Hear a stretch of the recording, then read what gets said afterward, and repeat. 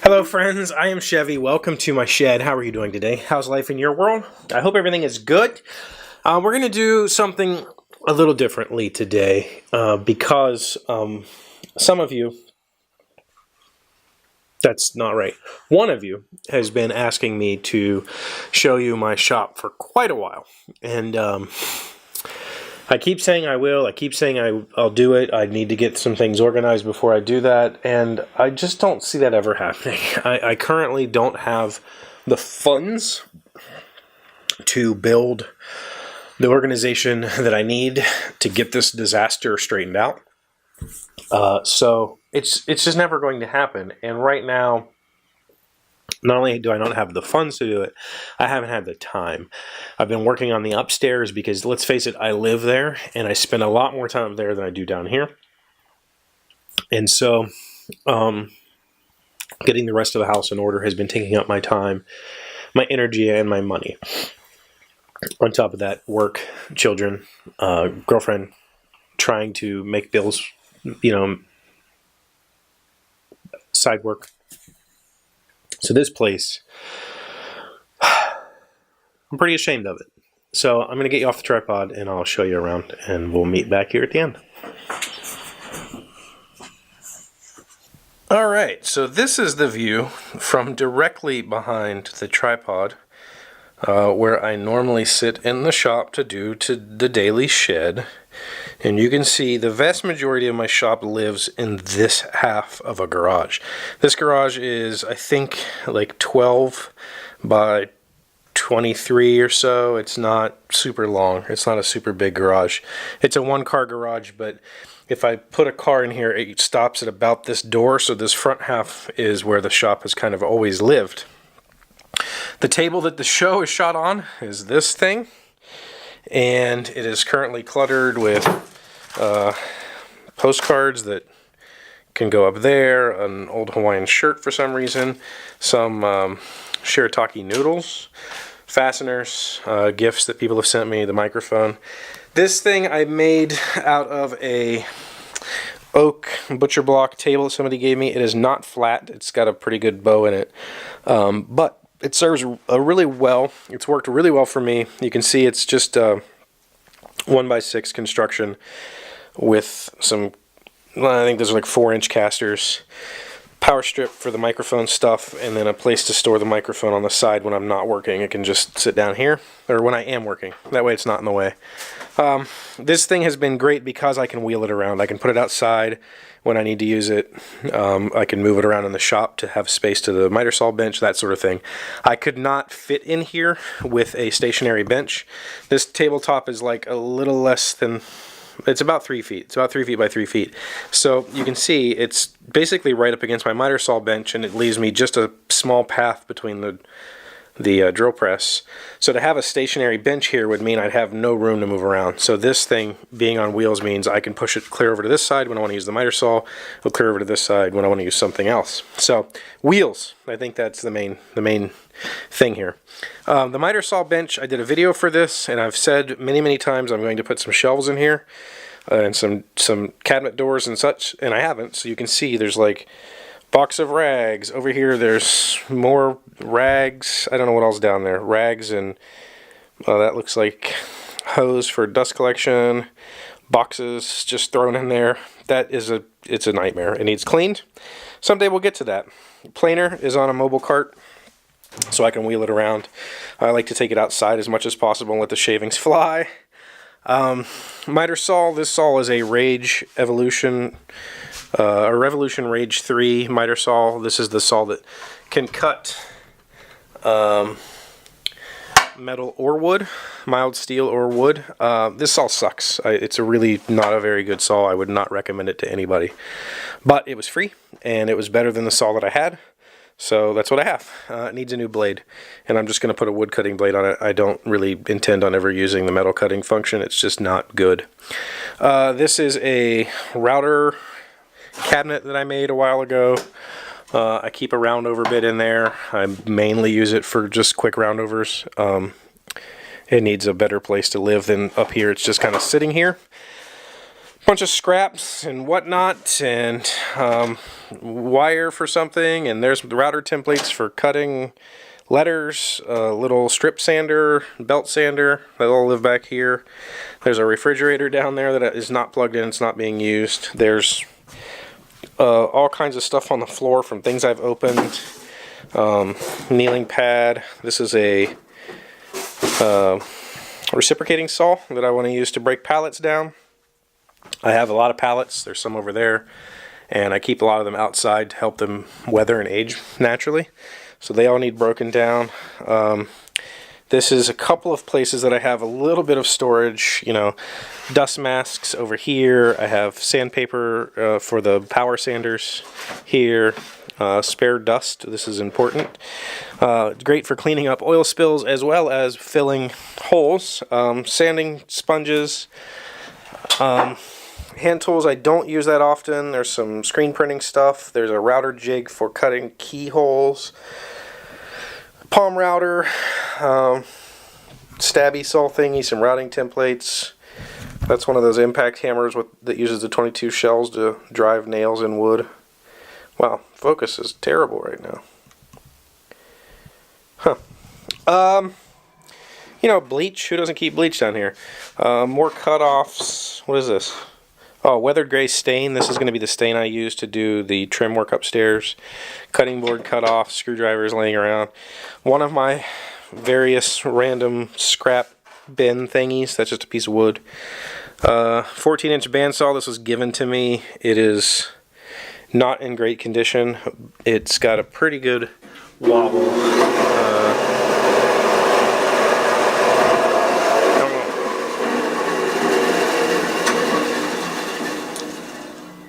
Don't know how well that's going to come across on camera. It's got a fairly decent wobble. The bottom wheel does not fit the shaft. I've shimmed it, but it's not quite perfect, so it wobbles a little bit. It cuts, though, so that's what matters. Little accent light back there that I turn on just for the show. It's really only used for the show, and that's it. I have it remote controlled. Kick it on, kind of lights up the wall where I have, like, that's the screen print screen that I used to make all the early t-shirts, a little Marine Corps license plate, and stuff that you guys have sent me. That all lives back there, so that's just an accent light. Right now, down here on the floor is an electronics box. That goes up there, needs to go back. Crappy little toolkit that works wonders. That is one of those like $20 kits that I keep in my car usually, and it's gotten me out of a lot of situations. This is a pan for soaking cutting boards in overnight. I just line it with some plastic and throw the cutting board in there and done. Under here is a little bit of storage that's just turned into who the hell knows what's down there. Battery charger, router bag, air tools. It's like a receiver dryer and stuff in there I need to put in. Never done that. Electric stapler and some random hand tool stuff. Garbage. There's a dust collector blower down there that I need to hook up someday. Here's the blades I bought recently. Here's the 8-quarter maple. That's for a project, but I have no place to store it right now. That project needs to get completed very soon, so I will be working on that shortly. Air compressor, 22 gallon. This was given to me because it kept throwing belts, so I fixed the pulleys and replaced the belts, and it works great. It's been wonderful. My workbench, completely unusable. As you can see, there is not a space on it to do anything.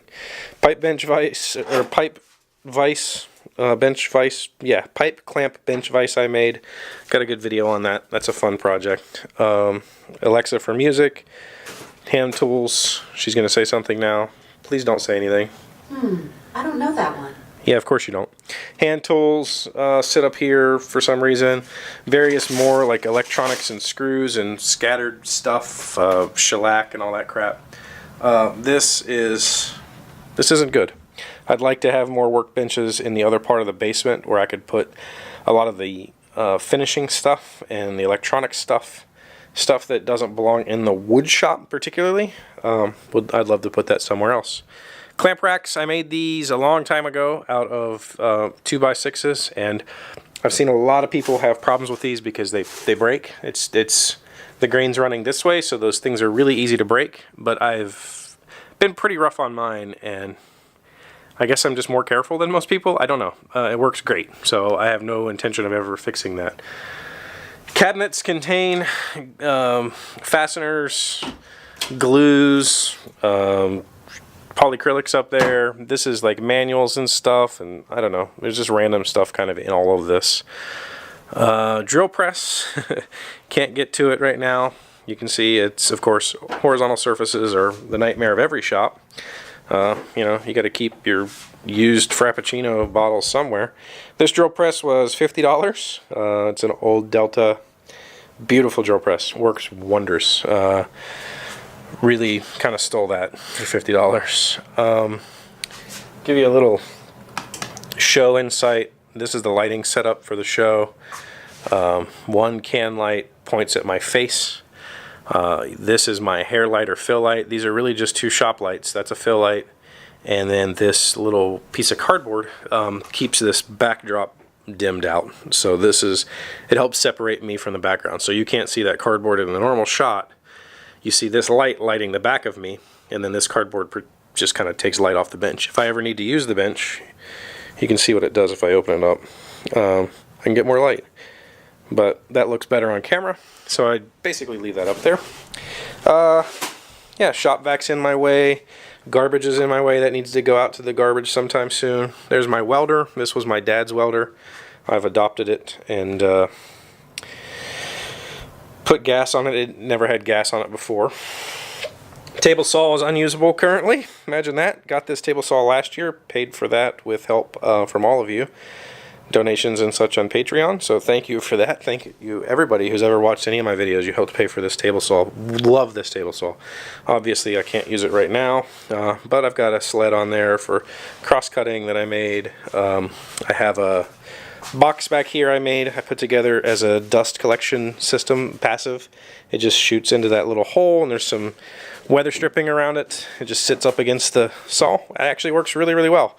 This saw is really good about shoving dust out that port. So, more scraps that need to go away. Jointer, 4-inch jointer. I think I paid $100 for this from some guy, and it's been wonderful. I love it. I don't know where the guard is right this second. I had to take it off for something. It needs to go back on. The rest of this is like standard garage stuff. So a lot of this is motorcycle parts, parts for my trucks, you know, cleaners for all of my vehicles, solvents, brake clean, all that sort of stuff, paint, hat collection. But then there is a router table hiding there. This was given to me by my old boss. It's an old Craftsman router table hiding behind these pallets. Screw storage is supposed to be back in there, but right now screws are sitting out loose. Scrap wood that someday I'll burn if I ever get a way to burn scrap wood. My mechanics tools. I was a professional mechanic for a lot of years. There's my mechanics tools. Lawnmower, motorcycle, you know, that sort of stuff. So this part of the shop, I use it when I need to build something bigger. I can move the motorcycle and the lawnmower outside and have a decent amount of floor space. No car goes in here. There's a old Honda 80, my girlfriend's motorcycle. We're working on it, getting it back in working order. Floor jacks and stuff like that. So you can see from back here, that's the basic layout, and you can see exactly how disgusting it is. I mean, it's basically a long way from being used. Oh, there's my box fan, dust fan thing. If I can get it to focus, that I made. It's got a box fan in there and a filter on the back. It works wonderfully. I'll often set it up. There's a support here on the outfeed or the side of the saw, and I'll often set it there so when the table saw is running, it captures all that dust. So this is why, oh yeah, more scraps.